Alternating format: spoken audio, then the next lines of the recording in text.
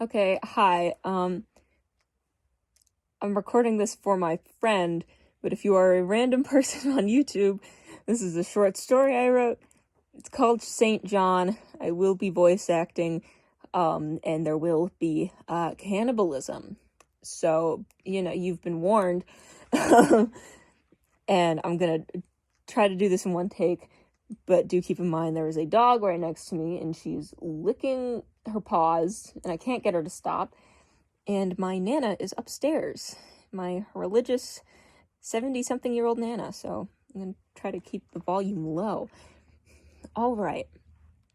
Here we go. Here we go. All right. St. John. Stacyville had no street lamps, not even the more crowded part of town. Once the sun went down, all the little shops had to go to sleep along with the people who owned them. The small market area would be cast into rough shapes, tents and wooden display cases made abstract in the dark. People would pack up their produce, all from tiny homesteads and backyard gardens, and head home in rusted old pickups and minivans, all before the sky mellowed into yellows and pinks over the far-off patchy pine forests that bordered the fields. The only light that came from the streets of Stacyville was a small neon sign that Roger Netto bought at a yard sale down in Connecticut, stating it would bring outsiders in for his hardware business. Once he plugged the thing in, it never turned off. There, in the light of the eternal open sign, Florence Richardson led her son by the hand patiently through the dark streets with a flashlight. His pulse was dull and slight in her clammy hand. Getting Mabuse out the door about a year ago would have been a struggle, but lately it was depressingly easy. All Florence had to do was call his name quietly up the stairs, and minutes later he'd sink his way down the steps, dressed in jeans and a shirt that hung limp off his depleting body. He used to pluck his thick jacket off of the back of the front door, patched at every point of a joint, and zip it up so that it bagged over his chest. That habit stopped about 5 months ago. At least that's when Florence noticed it. His lack of a coat in the frigid Arctic winter was noticeable to everyone. It wasn't right. It wasn't healthy, but at the moment nothing about her son was. She could pester him about the coat as much as she wanted, but he would always stay quiet, avoiding her eyes. The school had the front lights on, and a single window was lit up in the top corner of the building. It looked more like a house than a school, or a repurposed old farm building when the population of children outgrew the 3-room building the town had kept for around 50 years. The class sizes were still small, about 15 to 20 kids in each grade. Kids from smaller neighboring towns were bused to Stacyville in a large van by the English teacher. Flora and Mabuse weren't meeting with the English teacher, though she knew a meeting with her would most likely be in the near future. Mabuse was failing history, and algebra, and English, and practically everything but whatever sad excuse they had for a science program, and even then his grade had dropped substantially since last year's average. Mabuse remembered approaching the building, and the next thing he remembered was sitting in a splintering chair across the desk from his history professor. He had been teleporting recently, disappearing, only becoming real again when needed. It went as most conversations had been going thus far. "We're just concerned, Mrs. Richardson," Mabuse was never... "Well, that isn't what I'm getting at here." His teacher was tugging at his shirt sleeves. "We're used to his performance level. What we aren't used to is him falling asleep in class. Nearly every class, to be specific. And as most responses went so far, his mother went, 'I'm sorry, Mr. Monroe. Thomas gets home from work late. He just has trouble falling back asleep after being woken up, you know?' His mother picked at her nails, smiling with palpable nervous energy. And as it went at the other 2 meetings before this one, 'I understand, Florence, but,' and as it goes, another explanation of how he could be held back or fall behind or maybe eventually down the line not graduate. He was only in 6th grade, but not learning the basics doesn't build a strong tower." Mabuse barely heard any of the reasoning behind being held back, or behind, or whatever the hell these people kept talking about. All that lulled in his head was static, pure exhaustion. Then someone goes off script. He thinks it's his teacher. And Mabuse has been getting, and I mean no offense, Florence, very thin. Next section, Florence realizes. In May of 2004, Mabuse turned 6. The Richardsons, as they had been since the start of time, were not rich people. They had enough for small celebrations, the occasional trip up to St. John to visit Thomas's parents, and box cakes. Never enough to visit Flora's relatives in Bangor, though. Florence lathered a homemade sheet cake and store-bought frosting at the counter in the wood-paneled kitchen of the dreadfully wood-paneled house.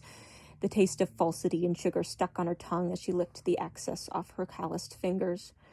Mabuse didn't have many friends, but neither did any kindergartner. It's all just anonymous tag and nap time before going home. The 6 kids who were invited were the only other kids in his class. Constance, the second and youngest child in the Richardson family, had been born about 7 months prior. All Florence could think about during the day was, he left me with this. Thomas decided to spend the day hunting deer rather than attending his son's birthday party.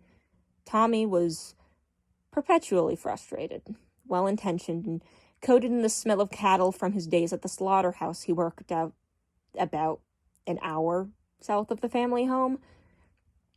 At around 11 p.m. every night he would come home, bringing the stench of meat and blood into their little bedroom. Recently, he would lean over the bed, still in his heavy work boots, and smell Flora's hair for a while. Flora would pretend as if she was dreaming sweetly, a porcelain statue glowing pale in the moonlight that leaked in through the bedroom window. He would be gone by the time again the sun rose. Again, he left me with this. The small number of children played in the tall grass behind the Richardsons' trimmed backyard.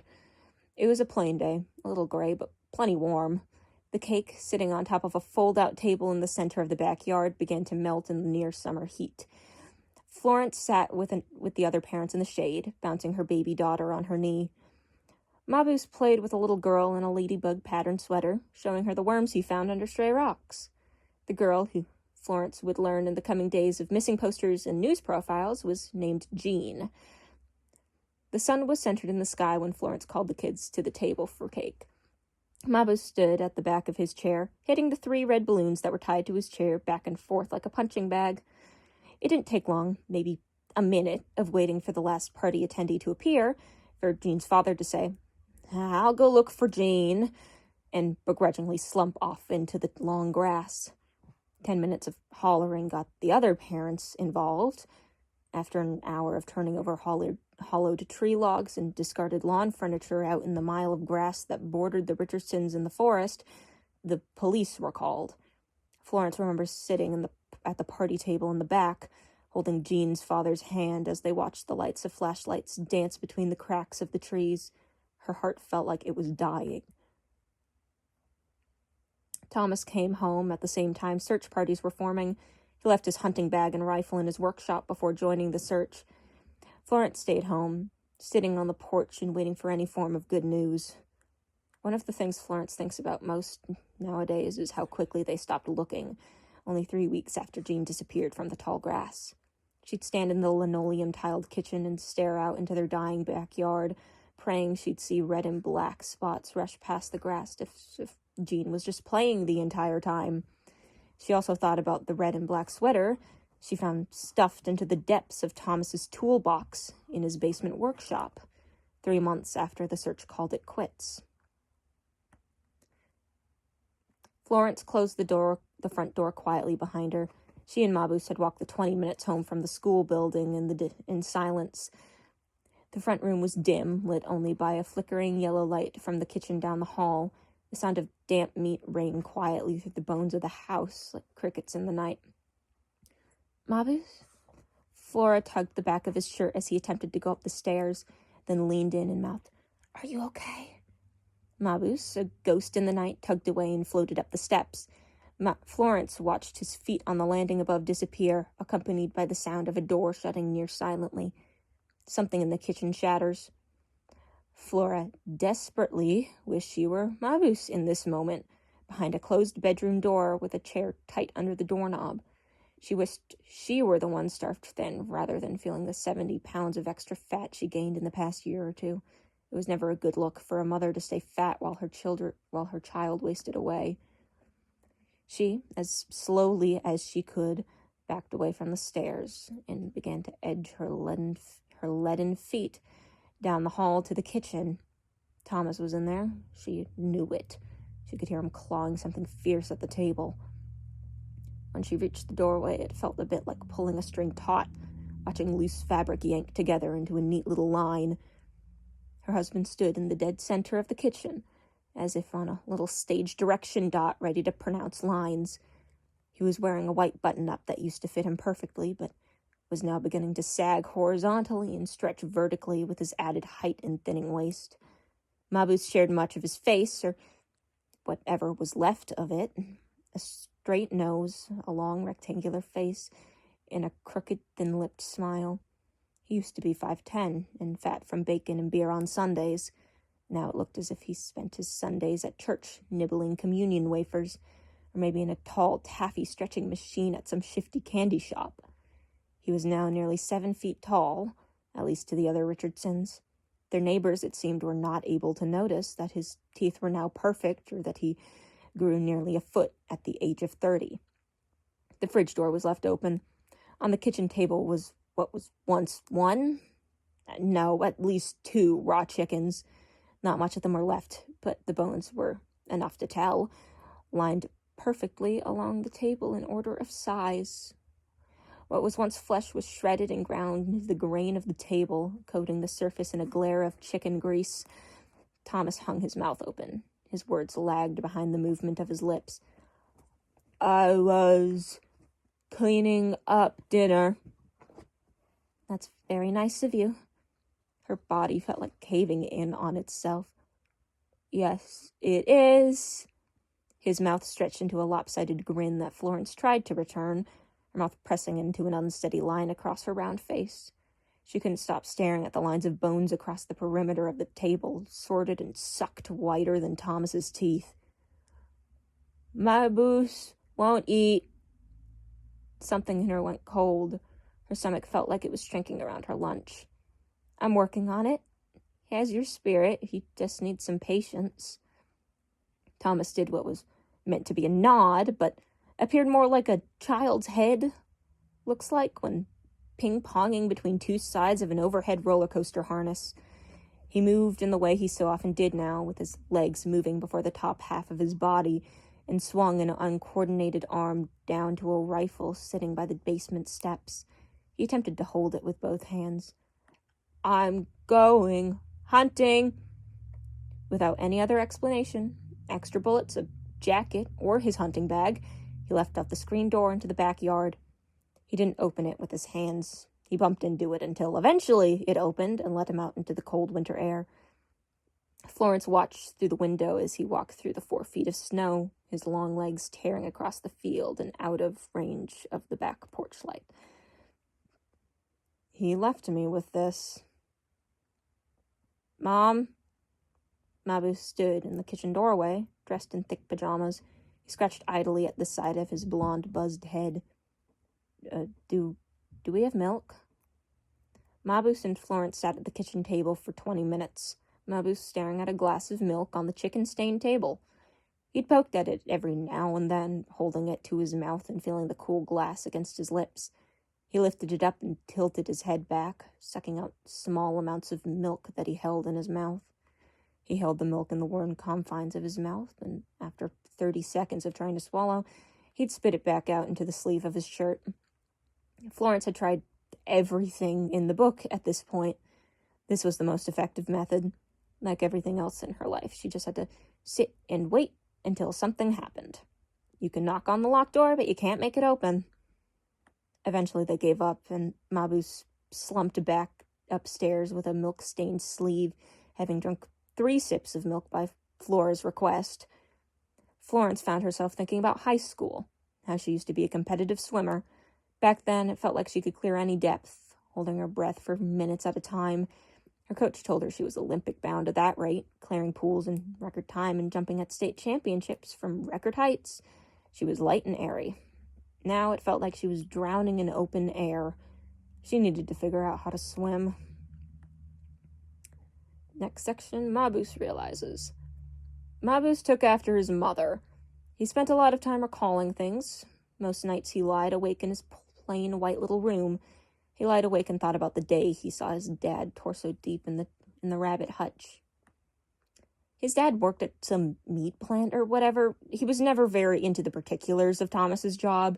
He did, however, share Thomas's love of what the inside of an animal looks like, all red and warm like a damp towel. Even then, Thomas's job didn't interest him all that much. It wasn't like he was eager to join the slaughterhouse business. He could inspect the insides of animals on his own time. The one thing Mabuse knew about the job was this. Thomas claimed that it made enough money for Florence to stay at home. He noticed very early on that meant his mother was stuck around with nothing to do most days. She'd go looking for bugs in the field out back with him, sure, but as Florence would tell him after the third consecutive 3-hour bug off, big girls don't like bug hunting as much as little boys do. That's when the rabbits came in. Mabuse was 5 when they got the first 2, Rudy and Beetle. They were nothing special, just 2 small rabbits that Thomas said his boss shoved off on him after they got bullied into submission by his other, more pronounced rabbits. Thomas fashioned together a large outdoor hut with the help of Mabuse, and from then on, Florence spent a lot of time by the side of the house watching the rabbits. Constance would lay in the grass, chipping away at half-finished coloring books from Goodwill, and Florence would chase Rudy and Beetle around. They were animals meant for eating, and none of them shied away from that fact. In those 3 or 4 years of having rabbits, they must have had one for dinner every few months. By the time Mabuse was 8, he remembers having 4. None of them were the originals, but it didn't matter to Mabuse. He was intrigued by them all the same. Like Florence, he'd spend a lot of time shepherding them around the thin trees in the front yard like a figure 8 until he'd tuckered himself out. He and Florence would do this until the first rabbit was murdered. On a bright spring day, Mabuse found the hutch door opened and an unraveled rabbit on the ramp leading it down to the dirt. It reminded him a bit of a leaky faucet, dripping slowly. Thomas said, "It was probably just a fox, Flora. It happens all the time." He held the rabbit like one would a pelt, the meat side facing down in his palms. "I know, but it looks, I don't know, strategic?" Flora was the squeamish one in the family. She covered her eyes with her hands as her 2 young children rolled the neatly stacked pile of rabbit intestines around in the dirt until they looked like large worms. "Well," Thomas folded the rabbit in half, then in fourths, "nothing we can do about it now, right?" He was right. There was nothing to be done. The murder was committed overnight, with nobody but the bugs and trees as witnesses. Mabuse hadn't learned how to speak to them yet, but someday he would. He decided that the first question he would ask would be, what killed that rabbit? He didn't know he'd find out before he'd ever be able to speak to the trees. I need to eat my sandwich one moment. I've made a sandwich. It's ham and cheese. Yum, cold sandwich. Okay.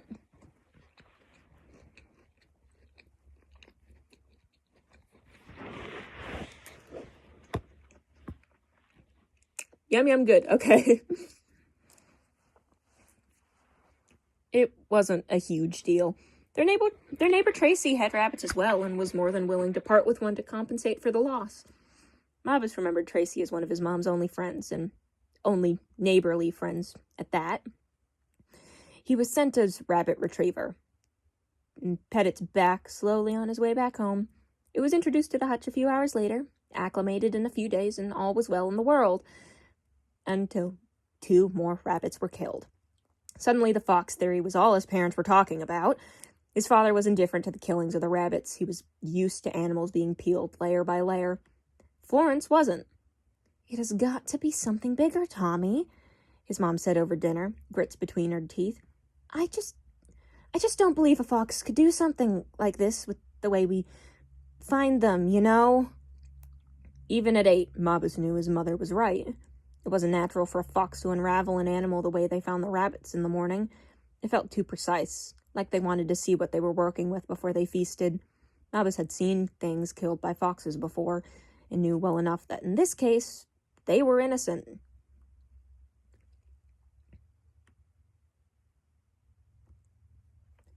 After another string of murders forced the Richardsons to go out and actually buy new rabbits, Florence convinced Thomas to do something about it.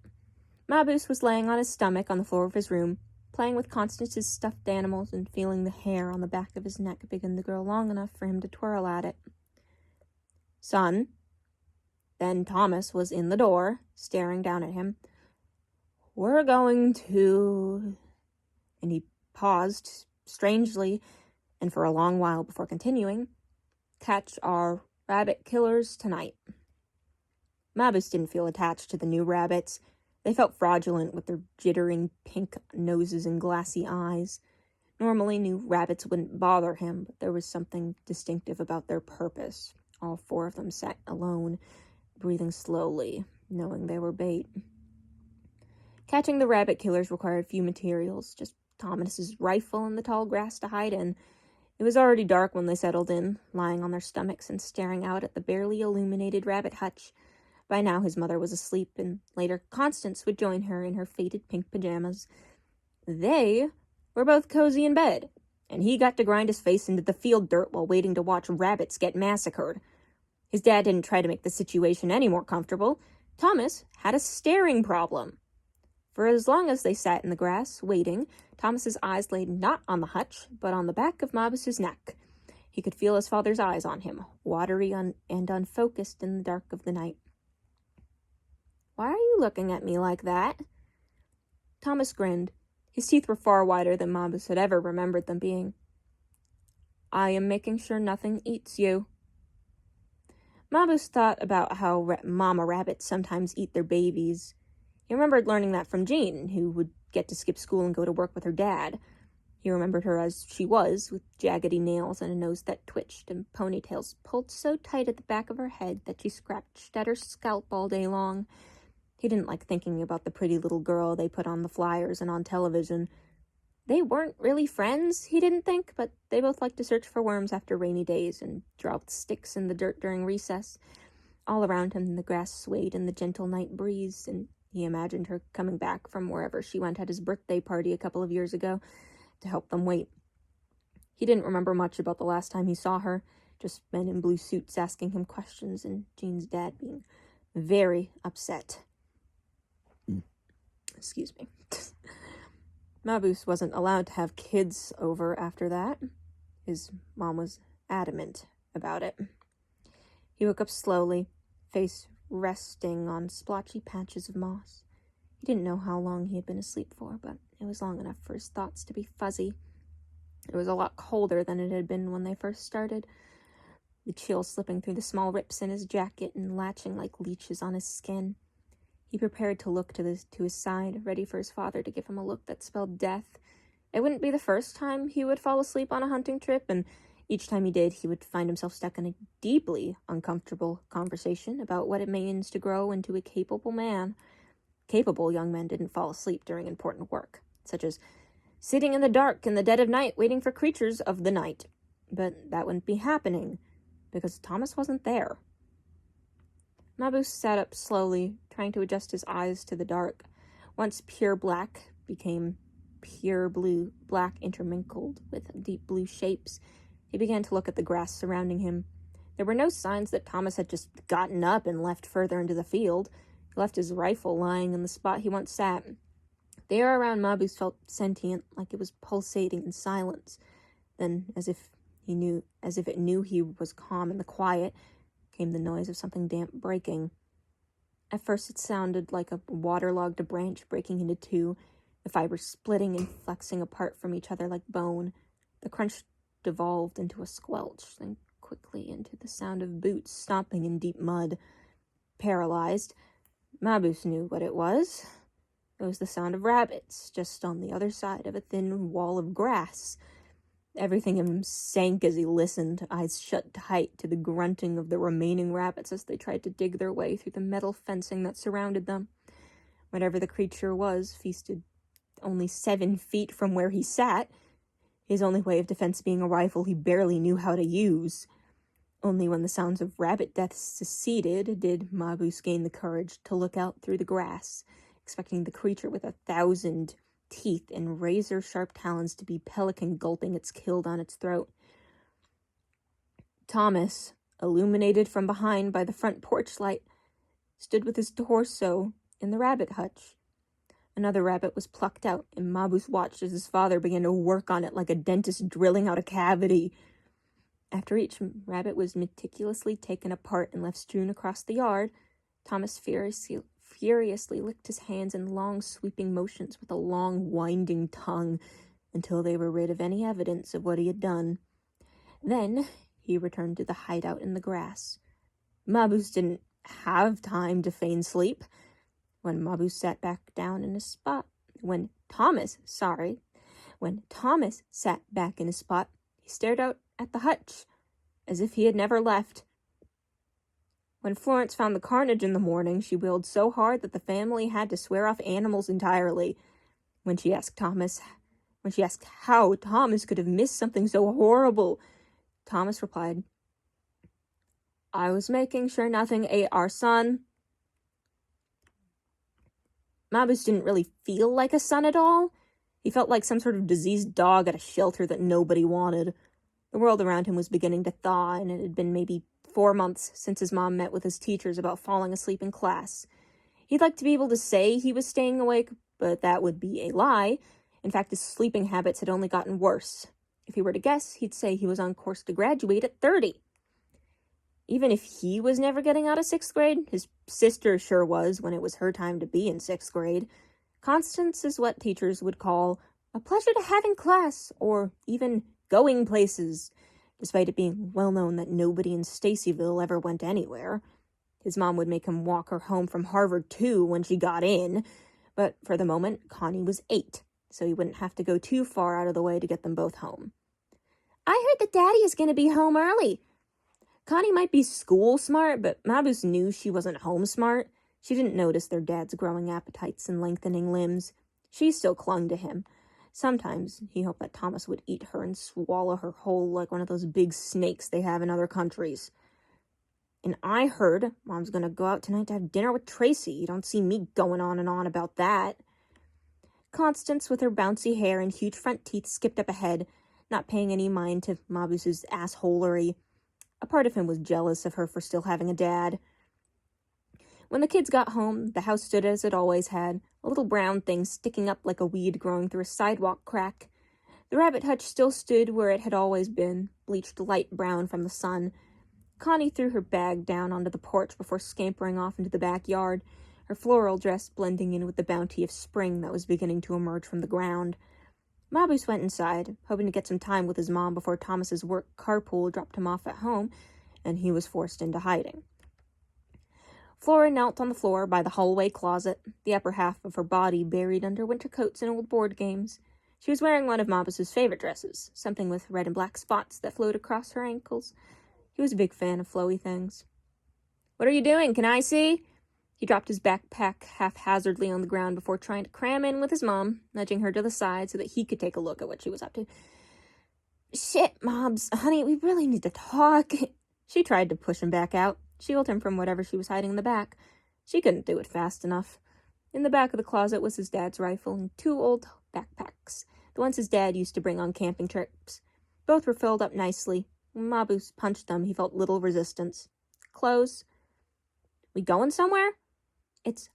Are we going somewhere, Mobs? And no, maybe. Florence talked in a quiet sort of way that Mabuse tried to mimic, like they were talking about a secret. "I'm going to talk to Tracy about it later, but I promise I'll be home tonight before dinner." It was a Friday night, and Thomas insisted that Friday nights were to be family dinner. They all had to sit at the table and eat together as a family. Mabuse hated it. "Why are you talking to Tracy about it? Is she gonna come too?" "I don't mean a trip, honey, Florence paused, her face puffing up as she rubbed at the space between her eyes. "I mean, we might be, leaving, moving, just you, me, and Connie. It's not set in stone yet. I gotta talk to Tracy about it, but she might be driving us to Bangor tomorrow to stay with some cousins for a while. I've got some clothes and some of your stuff in there, so you don't need to grab anything if it ends up happening. Just stay here and try not to think about it, okay?" It felt like a firework had just gone off in his ear. Leaving? Leaving somewhere over 3 hours away? Leaving the freakazoid that used to be his father in the dust?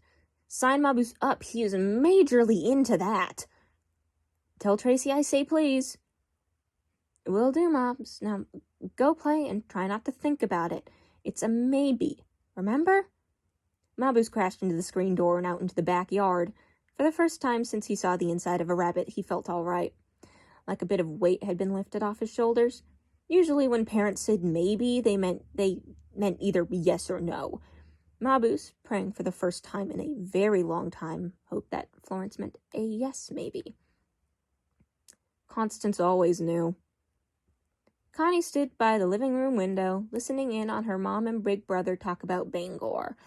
Connie had also listened in on the phone calls her mom made to her cousins, and to Tracy, and Thomas's boss asking what hours he would be working that week. She was a bit invisible like that, a little ray of joy that could phase in and out of existence whenever she wanted to. One thing about Connie is that she loved her dad. It wasn't that she didn't know what her dad was, and it wasn't that she was too scared to say anything either. She had just found that she didn't really care. Her dad bounced her on his knee during screen time in the afternoon. He played catch with her on the weekends, and he'd bring home fresh meat cuts for her to enjoy for dinner. Mom was too busy for her. Mabuse was rude, but her daddy was nice. He spent more time with her than either of the others did, and she was fine. She didn't want to go to stinky old Bangor. And another thing about Connie is that she was smart. Her teacher said it. Her dad said it. Her mom said it. It wasn't really news. She was smart enough to not throw a fit and to keep what she knew to herself. To herself and to one of Thomas's co-workers over the phone when Florence had gone outside to check out why the hose was on and flying around the side of the house. She also asked that her dad bring home a ham for dinner before hanging up. Florence left at around 4 in the afternoon, kissing her and her older brother goodbye. She and Mabuse exchanged a knowing look, sharing a secret that they thought Connie didn't know. Florence said she'd be back by 6. Thomas got home an hour earlier than usual, ducking his head and exiting the carpool pickup with a friendly wave to his work friends. Connie waited anxiously for him in the paisley-patterned living room, sitting patiently on the couch and kicking her pink socks in the air. When Thomas came through the front door, bumping his long head on the ceiling as he did every day, Connie rested against the armrest. He moved slowly, eyes blinking one at a time as he slinked past the living room and into the kitchen. Nothing about this was normal. This isn't what her dad would usually do. Usually, after work, he would join her on the couch. They'd watch TV together. Connie would giggle at cartoons, and her dad would attempt to laugh along in that sharp way he made sounds nowadays. His ignoring her and going straight to the kitchen wasn't normal at all. Connie slid off the couch and patted her way softly down the hall, hanging off the door frame while Thomas calmly swept everything in the fridge out onto the kitchen floor. "Can you please come and watch TV with me, Dad?" Getting what you wanted was a matter of a few things, but one of the first cardinal rules was being polite. Be polite, have a nice smile, and always treat others nicely. At that, Thomas turned on his axis and waddled in his fridge-cleaning squat over to Connie. He was particularly long today. His eye sockets moved a bit higher than the spot where his actual eyes were. In a long, droning voice, he said, "Let's make dinner together." Connie stood in her room, staring at herself in a tall mirror. She twirled and hummed and leaned in to get a closer look at her face, a practice smile plastered on her face. She wore what she liked to call her dinner outfit, a white dress with a fleshed-out skirt and black clip-on shoes. Before fetching her brother, she tidied her room up. She left her stuffed animals sitting in a neat little line on her bed, her crayons all face up in the box, and her books filed neatly away on her bookshelf. This was the room she would return to tomorrow, and for every day after that. She wasn't leaving her dad. "Mabuse, it's dinner time." She cracked his door open, popping her head in. Her brother was standing at the window, pressing his face against the far side of the glass and peering into the street outside. His wall clock read 6:30 p.m. He shifted nervously, not looking away from the window. Can't we just wait a few more minutes?" Before he finished, "No, Dad says he wants you downstairs now." Connie grabbed his arm and started to lead him out into the second-story hallway, then down the stairs. She walked with a pep in her step while dragging Mabuse, who felt like he was trying to slow her down. All the way to the kitchen, Mabus was looking over his shoulder at the front door. The kitchen glowed a sickly green, the ceiling lamp covered with a thin green bed sheet. Every surface in the room was covered in something, whether it was the remnant of furniture or an animal or what was once a made bed. Connie continued to her seat at the table, which had been moved to the center of the kitchen in her and her father's dinner decorating extravaganza. There were only 3 chairs rather than the usual 4, one at each far end of the table and one in the center. This is where Connie sat, hoping to be close to her dad. Thomas already had his seat, sitting closest to the screen door that led to the backyard. Both Connie and Thomas looked at Mabus expectantly, waiting for him to sit. After a minute of staring, Mabus sat. I made it, Thomas somehow said, despite his mouth being wide open the entire sentence. He reached one long, shaky arm 3 feet across the table, delicately lifting the plates covering each dish. All of them were raw meat, none of them filleted or pounded thin, just pure cuts of meat stacked as high as Connie could get them. Her hands stinked of something rotten. She looked at her father, who seemed like he was on the edge of bursting, and then at her brother, who looked like he wanted to die. Mabus didn't look at her. He trained his eyes on the meat that sat in the center of the table. She could see his hands wriggling under the table, gripping his knees. Go on. Thomas pushed a salad bowl of chicken cutlets to the other side of the table. Eat it. It is very good, Mabus. Connie watched every movement her father made, the way he pushed the bowl out and then shrank his arm back to lie limply on the floor of the kitchen. Through his wide smile, she could see the teeth that lined the back parts of his mouth, long and thin and pointy, all clustered by the 100 down the back of his throat. Mabus could see them too, she thought, by the way he looked. His hollowed-out cheeks sucked inwards as he weighed his options, staring from Thomas to the pile of slime in front of him. With a more cautious look back to Thomas, he took a deep, shaking breath in through his nose. Connie watched happily as Mabus stuck his hand into the bowl, eyes barely open, and began trying to eat the chicken.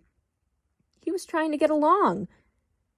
His hand was coated in sinew and slime, dripping with thick liquid. Slowly he brought it to his mouth and began to chew, small, tiny bits crushed into his teeth as the skin on his throat stretched in preparation to vomit. Swallow it. With a retching motion, Mabus coughed up with a little chicken he tried to swallow back into the bowl. It congealed with the rest of the gunk, slippery and smelling rotten as it sloshed around. Try again. I'm not eating it, you fucking freak! Spit dribbled down his chin as he tried to get up from the table, words slurring. The chair screeching against the floor. All of Thomas was then on the table, every limb moving like he was an insect with hundreds of them that scuttled across things on the daily. He began to eat like a starved dog from the bowls of cutlets in front of Mabus, the sound of thick, slimy cuts sinking down his throat the way a snake swallows something whole. Connie, her white dress now stained in whatever was thrown from the table when Thomas jumped up, felt her arm being grabbed and yanked into the direction of the front hallway. As Thomas slurped down as much as he could on the table, his tongue now severed and hanging out of his mouth by his own teeth, Mabus pulled Connie to the front door. Thomas was done with half of the food on the table. Mabus cried as he tried to pry open the front door. When he saw the key broken in the lock, courtesy of Connie maybe 2 hours earlier, he backtracked and tried for the closet instead. Thomas was all done now. Why don't you like Dad? Connie didn't understand why he was like this, why he was trying to keep the door closed on Thomas. Mabus didn't respond, only blubbered like a helpless little boy with his full body weight trying to keep the door closed on their father. Her dad was getting better at using doorknobs. The sound of it being pulled back and forth from the outside jangled around like loose change in her ears. She sat cushioned against 2 backpacks and a gun, her legs cramped between old storage bins of Christmas decorations and board games. Connie, gun now! Give me the gun! Her brother wasn't a hunter, she thought. Her brother wasn't much of anything at all anymore. The things she knew he thought would save him wouldn't. He was just grasping at straws, looking for something that wasn't there to begin with. The lack of meat on his bones wouldn't do anything. Connie considered for a moment, the door now partway open, and Mabu's trying to leverage his weight to keep it closed. She could hear teeth on the door. Mabu's hands kept slipping off the doorknob, sweaty and skinny and refusing to stick. He just couldn't keep it closed. In a moment, he was upon him, his mouth no longer a mouth, but just a large hole full of teeth that crashed into the closet, suffocating Connie against the back wall. A damp squelch, like a boot trying to escape from the mud. When Connie looked over, the rabbit was eating its son. That's the end. Thank you for listening. Okay, bye.